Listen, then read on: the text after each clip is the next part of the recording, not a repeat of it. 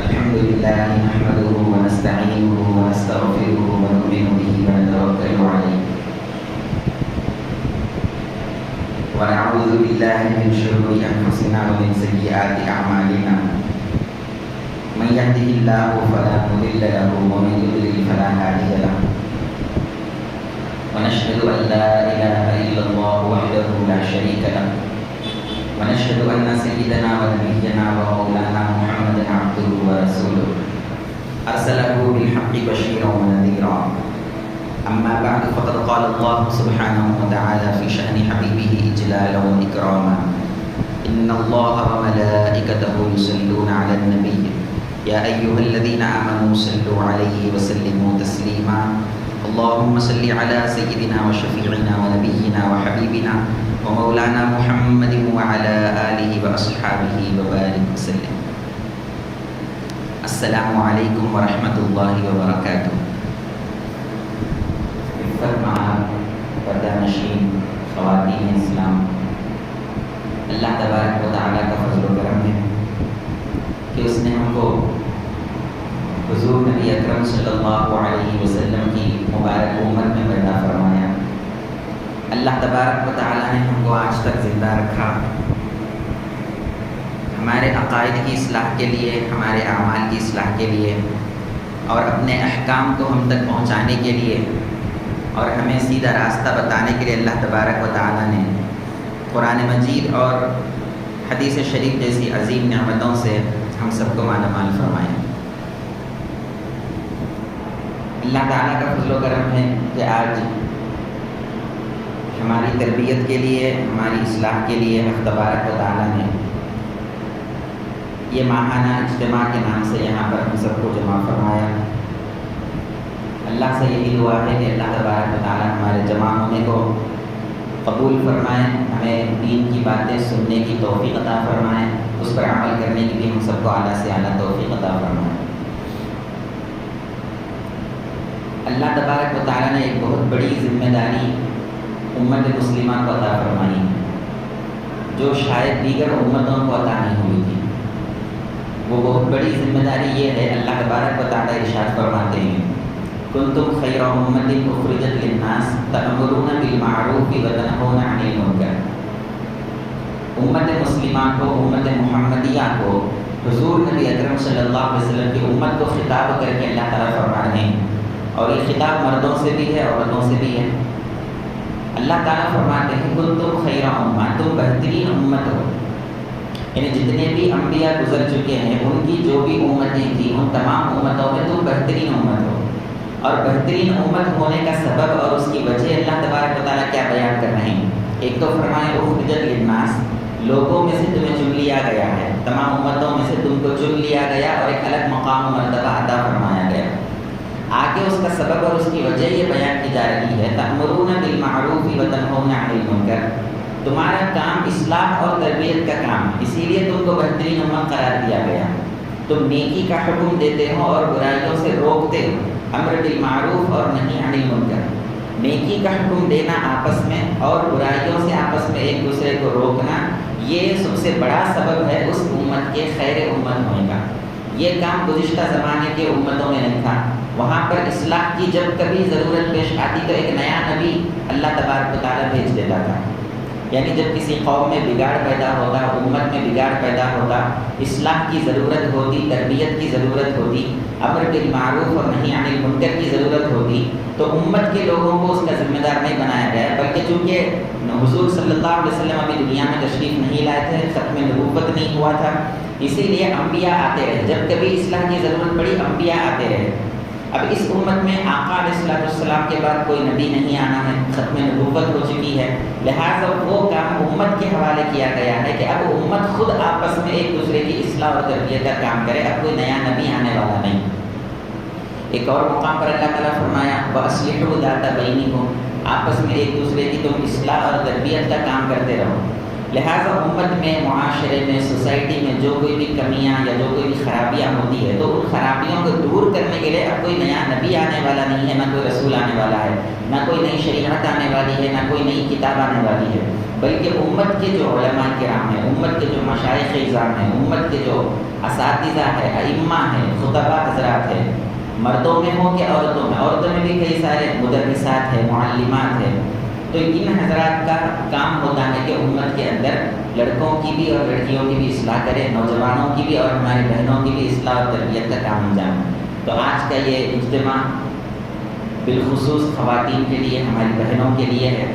تو آج جو ایشو چل رہا ہے اور جو عام ہے کہ اپنے مذہب کو چھوڑ دینا اور اسلام سے مرتد ہو کر، ارتداد کے فتنے کا شکار ہو کر غیر مسلموں کے مذہب کو اختیار کر لینا، اس کی وجہ کیا ہے، اس کے اسباب کیا ہے اور ان کو روکا کیسے جا سکتا ہے۔ اسباب اور سدباب، کیا وجہ ہے کہ ہماری بہنیں ہمارا مذہب چھوڑ کر دوسرے مذہب میں جا رہی ہیں، وجہ کیا ہے، پھر اس کو ہم کیسے روک تھام کر سکتے ہیں، جو کچھ بھی ہمارے سمجھ میں آیا ہے۔ دو چار مختصر باتیں آپ کے سامنے رکھ کر میں رخصت ہو جاؤں گا۔ اللہ کرے کہ اللہ تبارک و تعالیٰ ہمارے بہنوں کی، بیٹیوں کی حفاظت فرمائے، امت مسلمہ کی حفاظت فرمائے۔ دیکھیے، اسلام ایک کامل مذہب ہے۔ دنیا میں جتنے انبیاء تشریف لائے یہی اسلام کو لے کر آئے، لیکن دین مکمل نہیں ہوا تھا۔ دین کی بعض تشریحات، دین کے بعض پہلو مکمل نہیں ہوئے تھے۔ اللہ تبارک و تعالیٰ نے اسی دین کے اندر آخری نبی حضور اکرم صلی اللہ علیہ وسلم کو دنیا میں بھیج کر دین مکمل کر دیا اور یہ اعلان فرما دیا، الیوم اکملت لکم دینکم واتممت علیکم نعمتی ورضیت لکم الاسلام دینا۔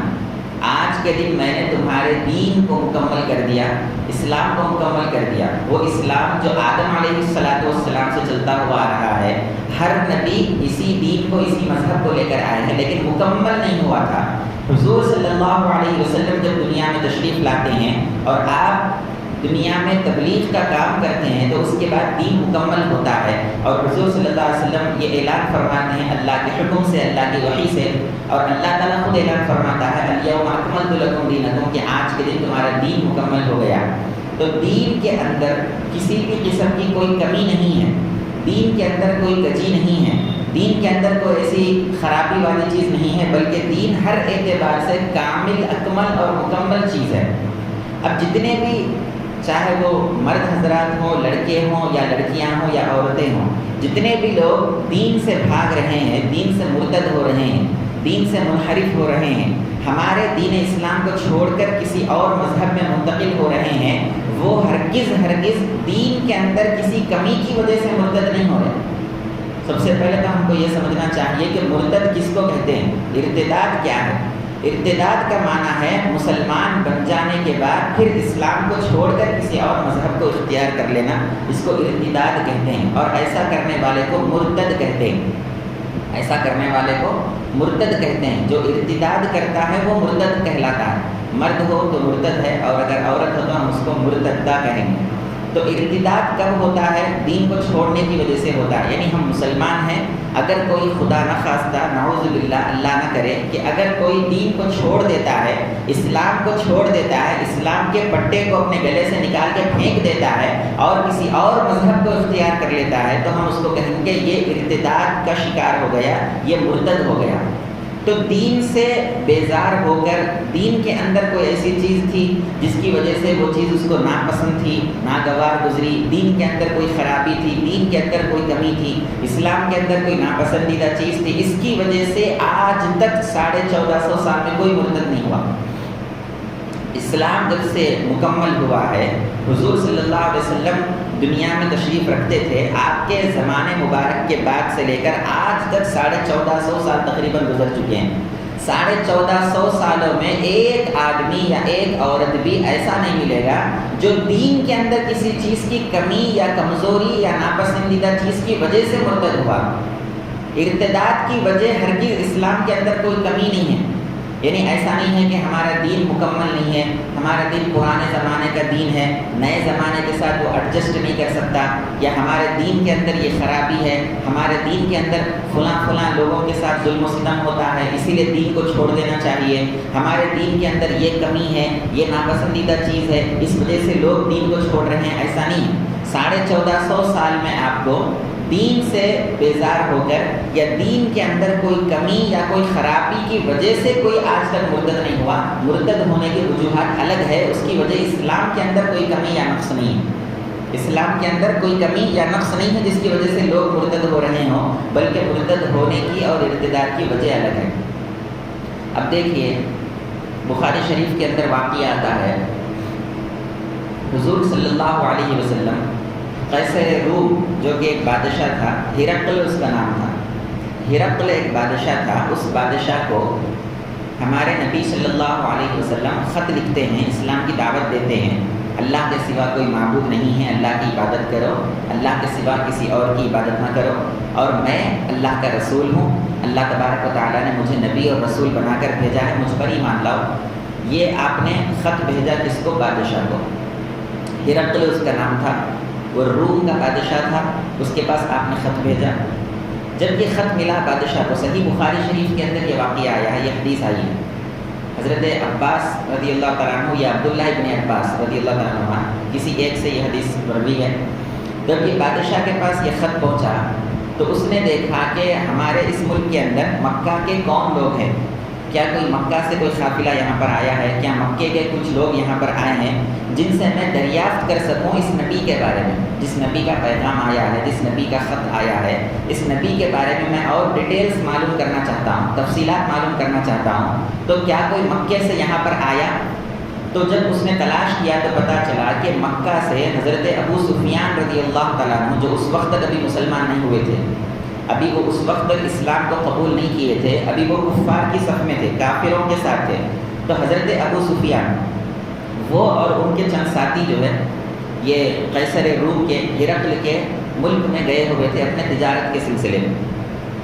تو انہیں پتہ چلا کہ بادشاہ نے مکے والوں کو طلب فرمایا ہے، بادشاہ نے مکے والوں کو طلب فرمایا۔ جیسے پتہ چلا حضرت ابو سفیان کو تو وہ بادشاہ کے دربار میں پہنچے، ہرقل روم کے قیصر روم کے دربار میں پہنچے۔ پہنچنے کے بعد یہ جو بادشاہ تھا اس نے خطاب کر کے مکے والوں سے کہا کہ تم لوگوں میں جو اس نبی کو سب سے زیادہ جانتا ہے اور اس نبی کے سب سے زیادہ قریب جو شخص ہے، خاندان کے اعتبار سے سب سے زیادہ قریب قرابت رکھنے والا جو شخص ہے وہ میرے سامنے آ کر بیٹھ جائے، میں اس سے چند سوالات کرنا چاہتا ہوں اس نبی کے بارے میں۔ تو لوگوں نے ابو سفیان کو آگے کر دیا، حضرت ابو سفیان سامنے بیٹھے۔ اب بادشاہ ان سے حضور صلی اللہ علیہ وسلم کے بارے میں، ان کے لائے ہوئے دین کے بارے میں، ان کے ماننے والوں کے بارے میں چند سوالات کرتا ہے تاکہ وہ ایک اندازہ کرنا چاہتا تھا کہ یہ نبی کیسا ہے، اس کا لایا ہوا دین کیسا ہے، لوگ اس کے فالوورز کیسے ہیں، یہ وہ جاننا چاہتا تھا۔ وہ کئی سوالات کیا۔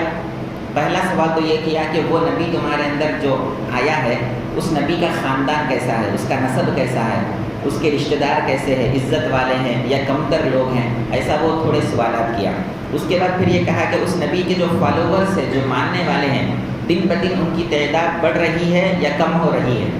تو وہ سوالات کرتا جاتا اور حضرت ابو سفیان جو کہ ابھی مسلمان نہیں تھے، وہ دشمنوں کی صف میں تھے، تو باعتبار دشمن کے، دوست کے اعتبار سے نہیں، بحیثیت دشمن وہ جواب دیتے جا رہے تھے اور سچائی پر مبنی جواب دے رہے تھے کہ ایسی ایسی بات ہے۔ ان سوالات میں سے ایک سوال ہرقل یہ کرتا ہے ابو سفیان سے کہ کیا اس دین کو ماننے والے، تمہارے درمیان جو نبی آیا اور جو دین لے کر آیا، اس دین کو ماننے والے کیا اس دین کے اندر کسی کمی یا خرابی کی وجہ سے مرتد ہو کر دین چھوڑ کر چلے گئے؟ یہ سوال کرتا ہے۔ یعنی آپ غور فرمائیں کہ دین کے اندر کوئی کمی یا خرابی ہونے کی وجہ سے، دین کے اندر کوئی نقص ہونے کی وجہ سے، دین کے اندر کوئی ناپسندیدہ عمل ہونے کی وجہ سے، دین کے اندر کوئی کراہیت والی چیز ہونے کی وجہ سے کیا کوئی تمہارے نبی محمد صلی اللہ علیہ وسلم کے دین کو چھوڑ کر مرتد ہو رہا ہے؟ تو حضرت ابو سفیان جو کہ ابھی مسلمان نہیں تھے، دشمن تھے، کفار کی صف میں تھے، انہوں نے یہ جواب دیا، وہ دشمن ہوتے ہوئے بھی اس وقت دشمن تھے، اس وقت دشمن تھے، دشمن ہوتے ہوئے بھی ان کو یہ اقرار کرنا پڑا، انہوں نے یہ اقرار کیا کہ نہیں، ایک بھی آدمی ایسا نہیں ہے جو ان کے دین سے اس وجہ سے مرتد ہوا ہو کہ دین کے اندر کوئی خرابی یا کمی ہو۔ تو دین کے اندر کوئی خرابی یا کمی یا کوئی کجی یا کوئی ٹیڑھا پن یا دین کے اندر کوئی کراہیت والی چیز یا کوئی ناپسندیدہ چیز ایسی نہیں ہے جس کی وجہ سے لوگ اسلام کو چھوڑنے پر مجبور ہو جائیں اور مرتد ہو جائیں، دوسرے مذہب کو اختیار کریں، ایسی کوئی چیز دین کے اندر نہیں ہے۔ تو بخاری شریف کے اس حدیث سے اور اس واقعے سے پتہ چلتا ہے کہ ہمارے دین کے اندر کوئی کمی نہیں ہے، کوئی نقص نہیں ہے، اسلام کے اندر کوئی ایسی خرابی نہیں ہے جس کو دیکھ کر اسلام کو ماننے والا اسلام کو چھوڑ دے اور دوسرا مذہب اختیار کر لے۔ اب یہاں پر یہ سوال اٹھتا ہے کہ جب دین کے اندر کوئی خرابی نہیں ہے، دین کے اندر کوئی نقص نہیں ہے، دین کے اندر کوئی کراہیت والی چیز نہیں ہے، اسلام کے اندر کوئی ایسی چیز نہیں ہے جس کو دیکھ کر ایک مسلمان اسلام چھوڑنے پر مجبور ہو جائے، تو پھر ایسی کون سی چیزیں ہیں جس کی وجہ سے مسلمان اسلام کو چھوڑ رہے ہیں، بالخصوص ہماری مسلمان بہنیں اسلام کو چھوڑ رہی ہیں، اس کی وجہ کیا ہے؟ ہاں، اس وجہ ان وجوہات پر غور کرتے ہیں، ان اسباب کو دیکھنے کی کوشش کرتے ہیں اور ان کا حل نکالنے کی کوشش کرتے ہیں۔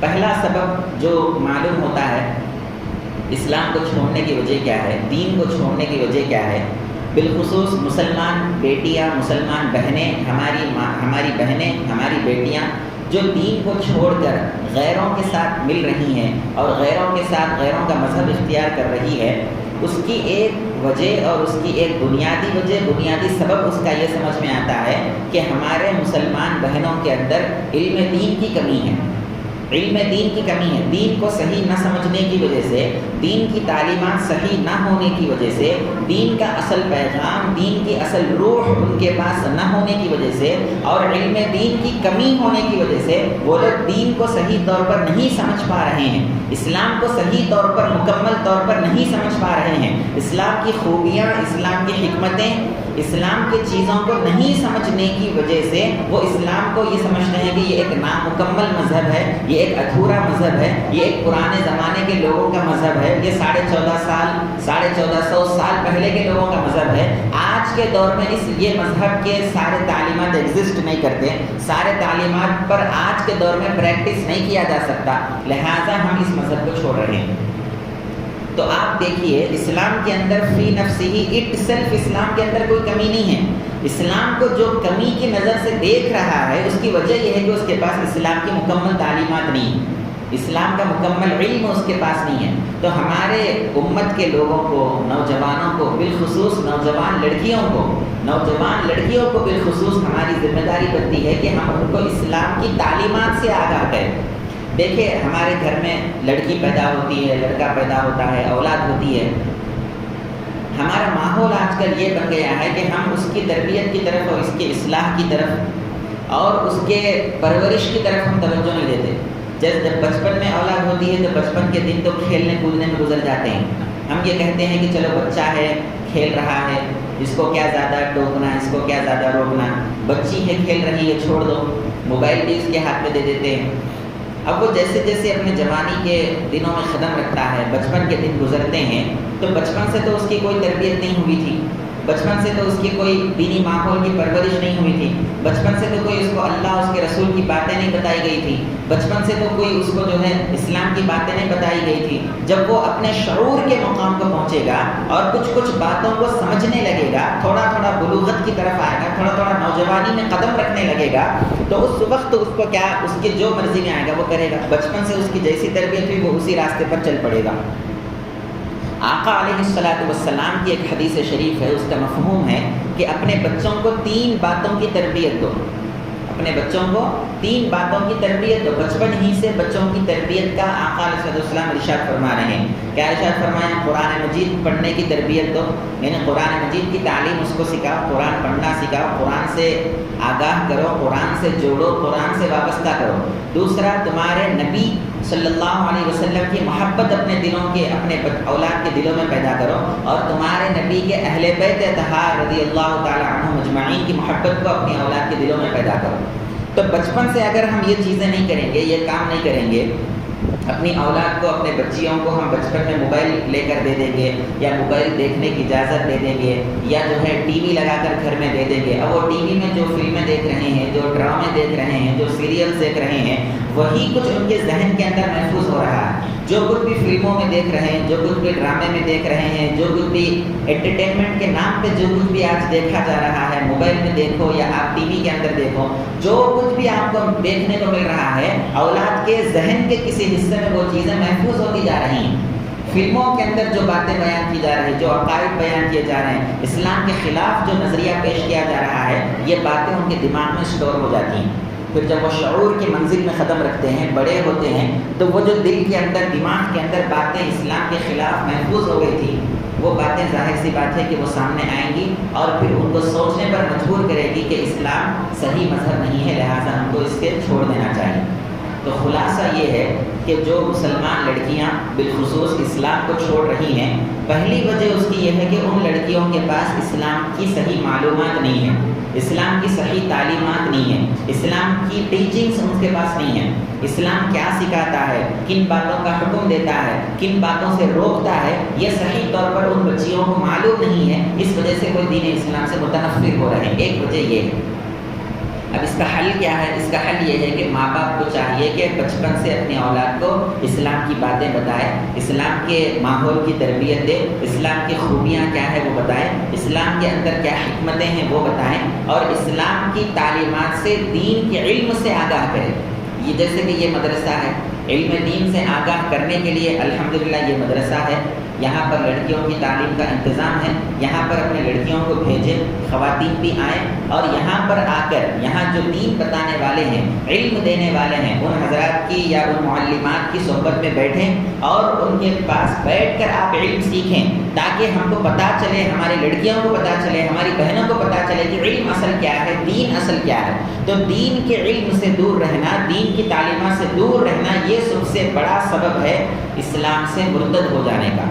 اسی لیے حضور اکرم صلی اللہ علیہ وسلم ارشاد فرماتے ہیں، طلب العلم فریضۃ علی کل مسلم و مسلمۃ۔ آقا کیا ارشاد فرماتے ہیں؟ آقا یہ ارشاد فرماتے ہیں کہ علم حاصل کرنا، دین کا علم حاصل کرنا، اسلام کا علم حاصل کرنا، یہ صرف مردوں کے اوپر فرض نہیں ہے، بلکہ جیسے یہ مردوں کے اوپر فرض ہے، ایز اٹ از اسی طرح یہ عورتوں کے اوپر بھی فرض ہے۔ تو عورتوں کے اوپر، مسلمان بہنوں کے اوپر، مسلمان بیٹیوں کے اوپر، ماؤں کے اوپر علم حاصل کرنا فرض ہے، فرض عین ہے، یہ فرض عین۔ جیسا نماز، روزہ، زکوٰۃ حج فرض ہے، اسی طرح دین کا علم حاصل کرنا بھی فرض ہے۔ جب دین کا علم حاصل کرے گی کوئی ہماری مسلمان بہن، تو اس کو دین کی خوبیاں، دین کی اچھائیاں، دین کی حکمتیں معلوم ہوں گی، لہٰذا وہ پھر دین کو چھوڑ کر کسی اور مذہب کو اختیار کرنے کے بارے میں سوچ بھی نہیں سکتی۔ تو پہلا سبب یہ ہے مرتد ہونے کا کہ وہ دین کو صحیح طور پر نہیں سمجھے۔ حل اس کا یہ ہے کہ ان کو صحیح طور پر دین سمجھایا جائے، ایسے مدارس قائم کیے جائیں، ایسے مدارس سے مسلمان بیٹیوں کو، مسلمان بہنوں کو جوڑا جائے اور ان کے سامنے دین کی صحیح تعلیمات پیش کی جائے۔ یہ ایک سبب اور اس کا ایک حل ہے۔ دوسرا سبب یہ ہے، ہم مسلمان لڑکیوں کو پڑھانے کے لیے اکثر مسلمان کالج کو بھیجتے ہیں، اسکولز کو بھیجتے ہیں، یونیورسٹیز کو بھیجتے ہیں، اکثر مسلمان۔ بعض مسلمان ہیں جو جیسے کہ یہ مدرسہ ہے، اس مدرسے میں پڑھنے کے لیے بھیجتے ہیں، یا اس جیسے کسی اور دوسرے مدرسوں میں جہاں پر لڑکیوں کی دینی تعلیم کا انتظام ہوتا ہے وہاں پر پڑھنے کے لیے بھیجتے ہیں۔ تو وہاں پر تو جہاں لڑکیوں کا مدرسہ ہوتا ہے، ظاہر سی بات ہے کہ وہاں پر کوئی مردانہ نہیں ہوتا، وہاں پر کوئی مردوں کا عورتوں کا اختلاط نہیں ہوتا، وہاں پر کوئی بے حیائی یا بے پردگی نہیں ہوتی۔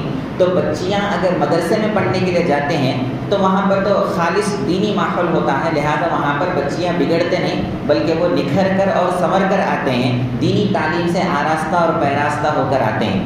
لیکن اس کے برخلاف جو مسلمان اپنے لڑکیوں کو، اپنے بہنوں کو، اپنی بیٹیوں کو پڑھنے کے لیے اسکولز میں، کالجز میں، یونیورسٹیز میں ڈال رہے ہیں اور بالخصوص کو ایجوکیشن کی جگہ پر بھیج رہے ہیں، ایسا اسکول جہاں پر لڑکے بھی ساتھ پڑھتے ہوں، لڑکیاں بھی ساتھ پڑھتے ہیں، کو ایجوکیشن ہے، ایسا کالج جہاں پر لڑکے اور لڑکیاں اکٹھے ایک ساتھ پڑھتے ہوں، ایسی یونیورسٹی جہاں پر لڑکے اور لڑکیاں ایک ساتھ ایک ہی جماعت میں بیٹھ کر پڑھتے ہوں، پردے کا کوئی اہتمام نہیں، اختلاط ہے، مرد و زن کا اختلاط، عورتیں، بچے، بچیاں ایک جگہ بیٹھ کر پڑھتے ہوں، تو آپ ذرا اندازہ کریں کہ ایسے جگہ پر ان لڑکوں اور ان لڑکیوں کو آپس میں ایک دوسرے کو دیکھنے، ایک دوسرے سے جو ہے مانوس ہونے اور ایک دوسرے سے بات کرنے سے کون روک سکتا ہے؟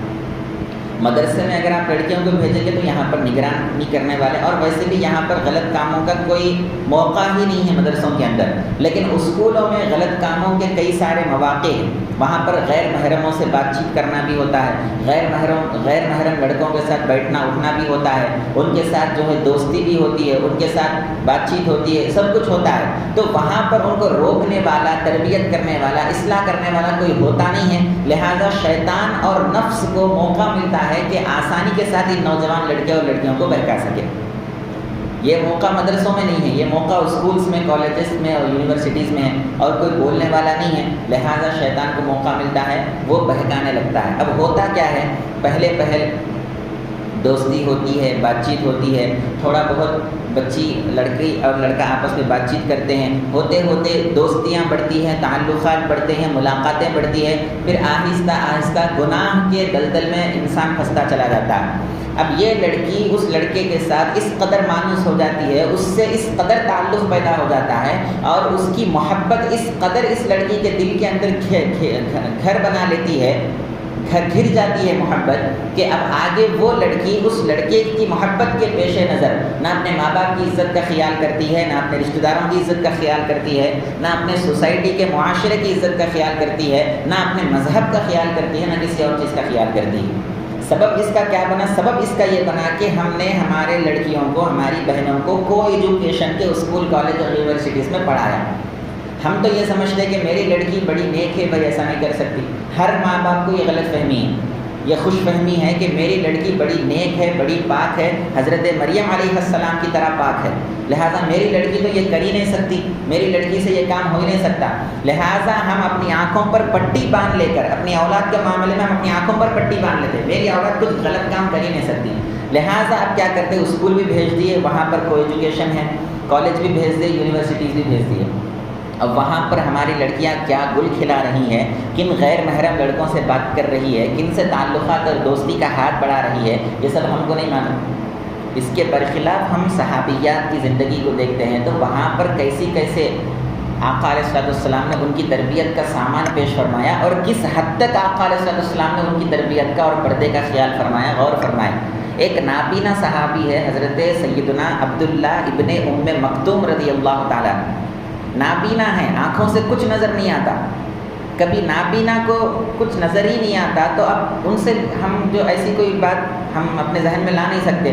آقا علیہ السلام تشریف فرما ہے، ساتھ ہماری امی جان سیدتنا عائشہ صدیقہ رضی اللہ تعالیٰ عنہا ہیں، اتنے میں وہ نابینا صحابی تشریف لاتے ہیں کہ کوئی اپنے کام سے حضور کی خدمت میں تشریف لاتے ہیں، تو آپ صلی اللہ علیہ وسلم اپنی زوجہ محترمہ کو فرماتے ہیں کہ اے عائشہ تم اندر جاؤ، صحابی آ رہے ہیں۔ اندازہ کریں آپ، صحابی نابینا ہیں، ان کو کچھ نظر نہیں آتا، نہ ان کو آقا علیہ السلام نظر آ رہے ہیں اپنی ظاہری آنکھوں سے، نہ ام المومنین ان کو نظر آئیں گے، وہ تو نابینا ہے، وہ کوئی دیکھ ہی نہیں سکتے۔ حضرت عائشہ صدیقہ رضی اللہ تعالیٰ عنہ ام المومنین کو، امی جان کو سرکار فرما رہے ہیں کہ تم اندر جاؤ، تو ام المومنین پوچھتی ہیں یا رسول اللہ یہ تو نابینا ہے، ان کو تو کچھ نظر نہیں آتا، ان سے پھر کس طرح کا پردہ تو ظاہر سی بات ہے ان سے کیا جاتا ہے جن کی نظر ہمارے اوپر پڑ سکتی ہو، ان کی تو نظر ہی ہمارے اوپر نہیں پڑ سکتی، تو ان سے کیوں پردہ کیا جائے؟ تو سرکار دو عالم فرماتے اے عائشہ یہ بھلے تم کو نہ دیکھ سکتے ہو لیکن تم تو ہی نہ دیکھ سکتی ہو۔ آپ اندازہ کریں ام المومنین کو اگر سرکار یہ بات ارشاد فرماتے ہیں تو ہمارے لیے اور آج کے دور کے مسلمان بہنوں کے لیے، لڑکیوں کے لیے کیا حکم اسلام دے رہا ہوگا۔ تو بتانے کا مقصد یہ ہے کہ جب ہم ایسے اسکولز، کالج اور یونیورسٹیز میں جاتے ہیں تو وہاں پر کوئی پردے کا اہتمام نہیں ہوتا، وہاں پر کوئی محرم اور غیر محرم کی کوئی تمیز نہیں ہوتی، وہاں پر لڑکیوں کو الگ اور لڑکوں کو الگ ایسا کوئی اہتمام اور انتظام نہیں ہوتا، لہٰذا گناہ کا موقع زیادہ ہوتا ہے۔ اب ہوتا یہ ہے کہ جب یہ کسی غیر محرم کسی لڑکے کی محبت میں آ گئی تو اب اس کی وجہ سے اپنے گھر بار کو بھی چھوڑتی ہے، اپنے ماں باپ کو بھی چھوڑتی ہے، یہاں تک کہ اس کی وجہ سے اپنے مذہب کو تک چھوڑنے کے لیے تیار ہو جاتی ہیں۔ تو مسلم لڑکیاں جو ارتداد کا شکار ہو رہی ہیں، جو مرتد ہو رہی ہیں، اس کا دوسرا سبب یہ ہے کہ ہم ہمارے بچیوں کو ایجوکیشن کے اسکول، کالجز اور یونیورسٹیز میں پڑھاتے ہیں اور ان کی نگرانی نہیں کرتے کہ کالج یونیورسٹی جانے کے بعد ہماری بچیاں کیا کر رہی ہیں، کن سے دوستیاں کر رہی ہیں، کن سے تعلقات ہے، کن سے یہ بات کر رہی ہے، کن سے واٹس ایپ، فیس بک پر ان کی چیٹنگ چلتی ہے، کن سے ان کے روابط ہیں، یہ ہم خیال نہیں کرتے۔ یہ دوسرا سبب ہے جو ہماری لڑکیاں مرتد ہو رہی ہیں۔ اب اس کا حل کیا ہے؟ اس کا حل یہ ہے، پہلے تو آپ اپنی لڑکیوں کو مدرسوں میں پڑھنے کے لیے بھیجیں، جیسے کہ یہ مدرسہ ہے، اس مدرسے میں بھیجیں، کسی بھی لڑکیوں کے مدرسے میں آپ پڑھنے کے لیے بھیجیں، دینی تعلیم سے آراستہ کریں۔ دوسرا یہ ہے کہ اگر اسکول کی تعلیم پڑھانا بھی، چونکہ وہ بھی ضروری ہے، دنیاوی تعلیم بھی ضروری ہے، اسلام جو ہے دنیاوی تعلیم حاصل کرنے سے منع نہیں کرتا، لڑکے ہوں یا لڑکیاں ہوں وہ عصری تعلیم حاصل کر سکتی ہیں، لیکن ہم خیال کریں کہ ایسے اسکول میں اپنی لڑکی کو بھیجیں جہاں صرف لڑکیوں کا ہو، لڑکوں کو وہاں منع کیا گیا ہو، یعنی کو ایجوکیشن نہ ہو، صرف گرلس اسکول ہو، ایسے اسکول میں بھیجیں، اور پھر آپ خود اپنے لڑکیوں کو لائیں، اسکول کو چھوڑیں اور پھر واپس آپ خود لے کر جائیں، یا بھائی ہے تو وہ اپنے بہن کو جا کر اسکول چھوڑے اور پھر اسکول سے واپس جائے، کسی غیر محرم آٹو والے، رکشے والے، گاڑی والے کے حوالے نہ کرے کہ تم جاؤ ہماری لڑکی کو چھوڑ کے آؤ، یہ نہیں، یہ بھی ایک بہت بڑی غلطی ہے۔ ہم کیا کرتے ہیں، ہم کو فرصت نہیں ہوتی اپنی بچیوں کو، اپنی بہنوں کو اسکول چھوڑ کے آنے کی، ہم کو فرصت نہیں ہوتی، لہٰذا ہم کیا کریں، کسی آٹو والے کو لگا دیا، وہ آٹو والا روزانہ لے کے جا رہا ہے، لا رہا ہے، اس کے اوپر کیسا بھروسہ کر لیا ہم کہ وہ آٹو والا کچھ غلط کام نہیں کرے گا؟ تو بھروسہ آج کے زمانے میں کسی پر نہیں کیا جا سکتا۔ آپ کی بیٹی ہے، آپ خود جائیں اسکول کو چھوڑ کر آئیں، وقت نکالیں اپنی اولاد کے لیے، یا آپ کی بہن ہے تو آپ خود اپنی بہن کو لے کر جائیں، اسکول چھوڑ کر آئیں۔ اسی طرح کالج میں بھی پڑھانا چاہتے ہیں تو ایسے کالج میں پڑھائے جہاں پر صرف لڑکیوں کو پڑھایا جاتا ہو، گرلس کالج ہو، وہاں پر بوائز کو انٹری نہ ہو، کو ایجوکیشن کا وہاں پر ماحول نہ ہو، ایسے کالج کا انتخاب کریں، وہاں پر پڑھائیں۔ یونیورسٹیز میں بھی آپ پڑھانا چاہتے ہیں تو ایسی کوئی گرلس یونیورسٹی اگر ہو تو وہاں پر پڑھائیں۔ تو غرض بتانے کا مقصد یہ ہے کہ مردوں کا عورتوں کا جہاں پر اختلاط ہوتا ہے، کو ایجوکیشن ہوتا ہے، وہاں پر ہماری لڑکیوں کو پڑھنے بھیجنے کی وجہ سے زیادہ تر ارتداد کے کیسز سامنے آ رہے ہیں اور زیادہ تر ہماری مسلمان بیٹیاں اور مسلمان بہنیں مرتد ہو رہی ہیں۔ تو پہلا سبب آپ کو بتایا گیا، مرتد کیوں ہوتی ہیں مسلمان لڑکیاں؟ پہلا سبب یہ ہے کہ وہ دینی تعلیم سے دور ہوتی ہیں، ان کو اسلام کے بارے میں پتہ نہیں ہوتا، اسی لیے وہ دوسرے مذہب کو اچھا سمجھنے لگتی ہیں، لہٰذا مرتد ہو جاتی ہیں۔ اس کا حل یہ ہے کہ ان کو دینی تعلیم سے آراستہ کیا جائے۔ دوسرا سبب یہ ہے کہ ہم کو ایجوکیشن میں پڑھنے کے لیے بھیجتے ہیں، اسکول، کالج اور یونیورسٹیز میں، اس وجہ سے مرتد ہو رہی ہیں کہ غیروں کی محبت میں آ گئی اور غیروں کے ساتھ تعلق پیدا کر کے اپنے رشتہ داروں کو، اپنے ماں باپ کو، حتیٰ کہ اپنے مذہب کو بھی چھوڑ دیے، یہ دوسرا سبب ہے۔ اور اس کا حل یہ ہے کہ پہلے تو پڑھائیں تو دینی تعلیم پڑھائیں، دنیاوی تعلیم اگر پڑھانا بھی چاہتے ہیں تو ایسی جگہ پڑھائیں جہاں پر صرف لڑکیوں کی تعلیم کا انتظام ہو، کو ایجوکیشن کا وہاں پر ماحول نہ ہو۔ تیسرا سبب یہ ہے ہمارے بہنوں کے اور ہماری بیٹیوں کے مرتد ہونے کا اور اسلام کو چھوڑنے کا، تیسرا سبب یہ ہے کہ ہم نے ہماری اولاد کو موبائل فون ہاتھ میں دے دیا، ہمارے گھروں میں ٹی ویاں آگے۔ ایک زمانہ تھا مسلمان اپنے گھر میں ٹی وی رکھنے کو عیب سمجھتا تھا، اور یہ کسی کو پتہ چل جائے کہ میرے گھر میں اگر ٹی وی ہے تو لوگ کیا سمجھیں گے، یعنی اس کو عیب والی چیز سمجھتا تھا کہ مسلمان کے گھر میں ٹی وی کیسا۔ آج اللہ ماشاء اللہ 100 مسلمان اگر ہوں گے تو 99% مسلمانوں کے گھروں میں ٹی ویاں۔ اب بہانہ بھی شیطان کرتے ہیں، نہیں بھائی میں فلمیں دیکھنے کے واسطے تو نہیں لایا، میں نیوز دیکھ رہا ہوں، میں جو ہے یہ جو ہے شیطان اچھی صورت میں ہم کو خیر کی صورت میں شر دے رہا ہے، شکر کی صورت میں زہر دے رہا ہے۔ آپ جانتے ہیں اگر کوئی شوگر کا مریض ہے، ڈائبٹیز کا مریض ہے، تو اس کو مارنے کے لیے زہر دینے کی ضرورت نہیں ہے، شکر دے دی تو کافی، مر جاتا ہوں، موت آ جاتی۔ تو آپ بچ جا سکتے کہ بھائی میں زہر نہیں دیا، میں شکر دیا، کتنی میٹھی چیز ہے دیکھو۔ تو شیطان یہی کرتا، زہر دے کے نہیں مارتا، اس کو معلوم ہے یہ ڈائبٹیز کے مریض ہے، اس واسطے یعنی ایمان کی کمزوری ہے، لہٰذا ان کو زہر دے کر مارنے کی ضرورت نہیں، ان کو شکر دے کر مارو، خیر کی صورت میں شر پیش کرو، یہ لوگ آسانی سے قبول کر لیں۔ تو ٹی ویاں آج کل مسلمانوں کے گھروں میں ہیں، یہ سب سے بڑا سبب ہے ارتداد کا۔ ٹی ویوں میں کیا ہوتا ہے، کوئی اسلامی تعلیمات تو نہیں بتائی جاتی، اللہ ماشاء اللہ ایک آدھ کوئی چینل ہوتا ہوگا وہ بھی صحیح تعلیمات پیش کر رہے ہیں، نہیں کر رہے ہیں اللہ اعلم، لیکن اس کے قطع نظر جتنے بھی چینلز آتے ہیں وہاں پر کیا ہوتا ہے، ایسی فلمیں بتائی جاتی ہیں، ایسے سیریلز، ایسے ڈرامے بتائے جاتے ہیں جو 100% اسلامی تعلیمات اور اسلامی عقائد اور اسلامی نظریات کے خلاف ہوتے ہیں، 100% اسلامی تعلیمات کے خلاف۔ اور وہاں پر بتایا جاتا ہے کہ کس طرح ایک مسلمان لڑکی غیروں سے بھی تعلقات، اور اس کو کامن کر کے بتایا جا رہا ہے، یعنی یہ کوئی ایسی کوئی لائٹ لے لینے کی بات ہے، یہ کوئی قابل توجہ بات نہیں ہے، بس یہ کلچر ہے، یہ عام ہو گیا بھائی آج کے زمانے میں، ایسا بتا رہے تو دیکھنے والے کیا سمجھ رہے ہیں، بھائی عام ہے، ہم خامخواہ جو ہے یہ پردوں کی پابندی، یہ حجاب کی پابندی، یہ خامخواہ غیر محرموں سے نہیں بات کرنا، ان سے پردہ کرو، ان سے پردہ کرو، یہ خامخواہ ہم بنا لیے سو ہے، ورنہ دنیا میں تو ایسا کچھ نہیں ہے، بس یہ ایک عام بات ہے، ایسا کر کے بتایا جا رہا ہے۔ جب یہ دیکھیں گے تو ہماری بہنوں کے اوپر، ہماری بیٹیوں کے اوپر کیا اثر پڑے گا، پھر وہ وہی چیزوں پریکٹس کرنے جائیں گے۔ لہٰذا تیسرا سبب ارتداد کا جو مجھے سمجھ آتا ہے وہ یہ ہے کہ ہمارے گھروں سے پہلے ٹی ویوں کو دور کرنا چاہیے. اچھا، ایک زمانے میں ٹی وی فساد کی جڑ ہوتی تھی، آج یہ موبائل فون ہے. ایک زمانے میں ہم سمجھتے تھے کہ صرف ٹی وی کی وجہ سے خرابی آ رہی ہے. موبائل تو ایک اچھی چیز ہے، کوئی دور سے آپ کسی سے بھی بات کر سکتے ہیں، ایک اچھی چیز ہے موبائل. لیکن جب سے یہ اسمارٹ فون دنیا میں آئے ہیں، یہ ٹی وی کی کمی کو پوری کر کے ریپلیس کر دیے. پہلے تو ٹی وی گھر میں ایک جگہ رکھا ہوا ہوتا تھا، سارے لوگ ایک جگہ آ کر برائی ایک ساتھ دیکھتے تھے. اب کیا ہو گیا، ہر ایک کے ہاتھ میں فون ہے، ٹی وی کی ضرورت نہیں. ہر کوئی اپنے اپنے کمرے میں بیٹھ کر، وہ اکیلے میں بھی گناہ ہے، لوگوں کے سامنے میں بھی گناہ میں مبتلا. تو اور آسان کر کے شیطان تو نوالا بنا کے ہاتھ میں لا کے دے دیا. تو پہلے تو بھی ذرا چلو 4 لوگ بیٹھ کر ٹی وی دیکھتے تھے تو ظاہر سی بات ہے وہ بے حیائی وغیرہ نہیں ہوتی تھی، کیونکہ لوگ ساتھ ہیں، کیا کہیں گے. اب تو فون آپ کے ہاتھ میں. لہٰذا خلاصہ یہ ہے، اور ماؤں کو بالخصوص، خواتین کو بالخصوص یہ کہنا چاہتا ہوں کہ خدا را اپنے اولاد کی آپ نگرانی کریں، نگہبانی کریں. وہ موبائل اگر پہلے تو موبائل دینا نہیں چاہیے، دیں تو بھی کم از کم بات کرنے کے لیے کی پیڈ کا موبائل دیں، اسمارٹ فون نہ دیں جس میں انٹرنیٹ نہیں آتا ہو، یوٹیوب نہ ہو، فیس بک نہ ہو. یا چلے کسی وجہ سے اگر آپ اسمارٹ فون دے بھی رہے ہیں تو آپ ان کو پتہ چلے، بغیر ان کی نگرانی رکھیں کہ وہ لوگ انٹرنیٹ پہ کیا سرچ کر رہے ہیں، کیا کن چیزوں میں اپنا زیادہ وقت گزار رہے ہیں، یوٹیوب پر کیا چیز دیکھی جا رہی ہے، فیس بک پر کن کن سے بات کی جا رہی ہے. یہ آپ ان کی نگرانی کریں. آپ ان کی نگرانی نہیں کریں گے تو وہ لوگ چونکہ اپنے اوپر کوئی نگہبان نہیں پائیں گے تو ظاہر سی بات ہے یہ انٹرنیٹ کا اور موبائل فون کا جو گناہوں کا سمندر ہے وہ ان کو لے کے ڈوب جائے گا. تو اس کی وجہ سے بھی ارتداد کے کیسز بڑھ رہے ہیں. تو 3 اسباب آپ کے سامنے جو میری سمجھ میں آیا وہ میں رکھا. پہلا سبب یہ ہے کہ علم دین سے دوری، اور اس کا حل یہ ہے کہ پھر اپنے لڑکیوں کو علم دین سکھاؤ. اور دوسرا سبب یہ ہے کہ کو ایجوکیشن کے تعلیمی اداروں میں بھیجنا. اس کا حل یہ ہے کہ آپ کو ایجوکیشن میں ڈالنے کے بجائے خالص لڑکیوں کی تعلیمی جو ادارے ہیں وہاں پر بھیجیں، اور خود گھر کے جو سرپرست ہیں وہ اپنے بیٹیوں کو، اپنی بہنوں کو چھوڑ کر آئیں، کسی آٹو والے، رکشے والے کے حوالے نہ کرے کہ تم جاؤ اسکول کو چھوڑ کے آ جاؤ. یہ دوسرا سبب اور اس کا حل تھا.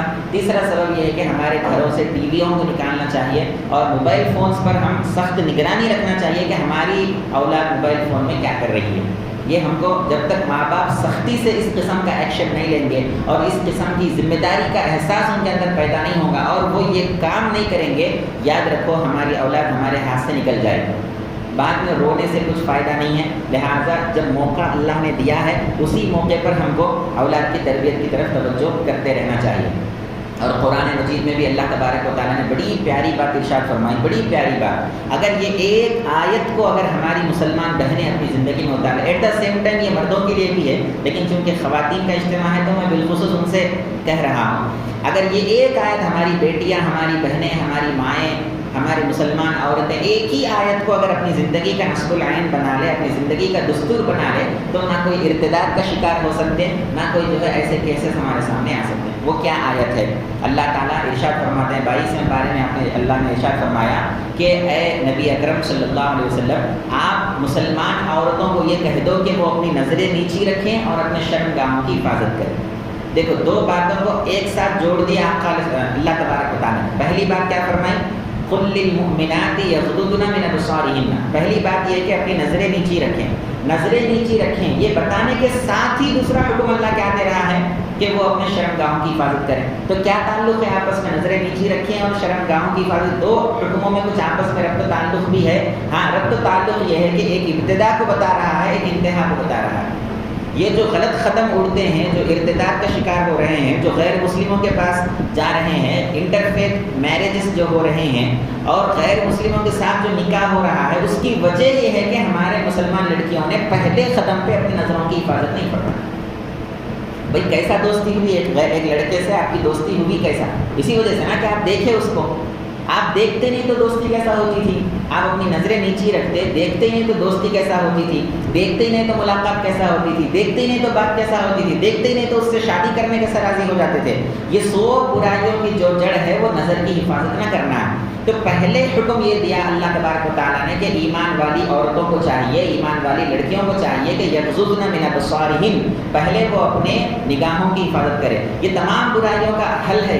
جیسے ایک ہماری بہن، ہماری بیٹی اپنے نظروں کو حفاظت کرنا سیکھ جائے گی، آگے نہ وہ کسی غیر محرم لڑکے سے مل سکتی، نہ بات کر سکتی، نہ اس سے کوئی واٹس ایپ چیٹنگ یا فیس بک چیٹنگ ہو سکتی، نہ اس سے کوئی روابط قائم ہوتے، نہ کوئی تعلقات قائم ہوتے، نہ محبت آتی، نہ شادی کا مرحلہ آتا، نہ اس کی خاطر اپنے مذہب کو چھوڑنے کی نوبت آتی. یہ سوگ کا سبب کیا ہے؟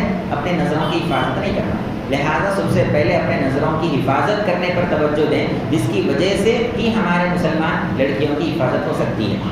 اس کے بعد آپ دیکھیے، ہم یہ سمجھتے ہیں کہ بھئی ہم کو کسی سے محبت ہو گئی ہے، اب اس سے ہم کو نکاح کرنا ہی کرنا ہے. اب قرآن مجید میں محبت ہوتی کس لیے ہے بھئی؟ یا تو اس کا چہرہ پسند آ گیا، یا تو وہ لڑکا خوبصورت تھا، اس کا چہرہ پسند آ گیا، پرسنالٹی پسند آ گئی، یا اس کے پیچھے کوئی اچھا زبردست پیسے کا اس کا بیک گراؤنڈ ہے، اچھا مالدار ہے، یہی نا، یہ تمام چیزیں یہ اس کی پسند آ گئی، لہٰذا شادی کرنے کے لیے لڑکیاں تیار ہو گئی. قرآن مجید میں اللہ تعالیٰ کیا ارشاد فرماتے ہیں؟ اللہ تبارک و تعالیٰ ارشاد کیا فرماتے ہیں قرآن مجید کے اندر؟